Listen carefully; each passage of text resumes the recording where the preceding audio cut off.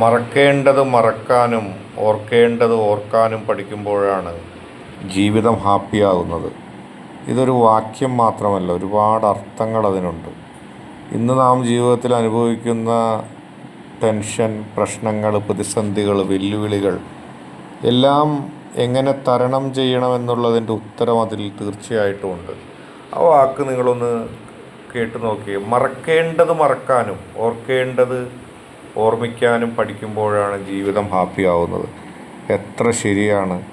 ചിലത് മറക്കേണ്ടതുണ്ട്, അത് മറക്കണം. അത് വീണ്ടും വീണ്ടും ഓർത്തുകൊണ്ടിരുന്നാൽ നമുക്കൊരു സന്തോഷവും ജീവിതത്തിലുണ്ടാകില്ല.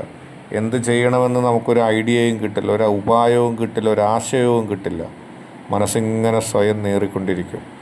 അതുകൊണ്ട് മറക്കേണ്ടത് നാം മറക്കണം, ഓർക്കേണ്ടത് ഓർക്കുകയും വേണം.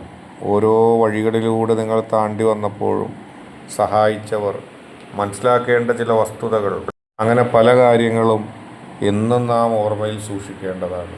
അത് മറക്കാനും പാടില്ല.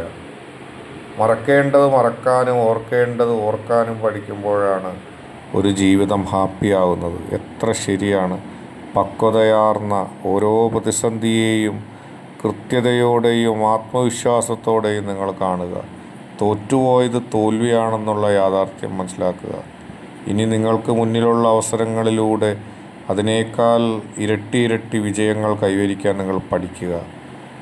ഒന്നും നേടിയില്ലെങ്കിലും നിശബ്ദയായി ജീവിക്കാൻ കഴിഞ്ഞാലും അതും പ്രതിസന്ധികളെക്കാളും ദുരന്തങ്ങളെക്കാളും നല്ലതാണെന്നുള്ള ബോധം അതും നിങ്ങളിലുണ്ടാകണം. അങ്ങനെ ജീവിതത്തെ സന്തോഷകരമാക്കുക, ഹാപ്പിയാക്കുക.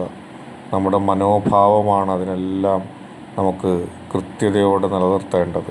ഈ വീഡിയോ ഇഷ്ടപ്പെട്ടാൽ ലൈക്ക് ചെയ്യുക, ഷെയർ ചെയ്യുക, കൂടാതെ ചാനൽ സബ്സ്ക്രൈബ് ചെയ്യുക.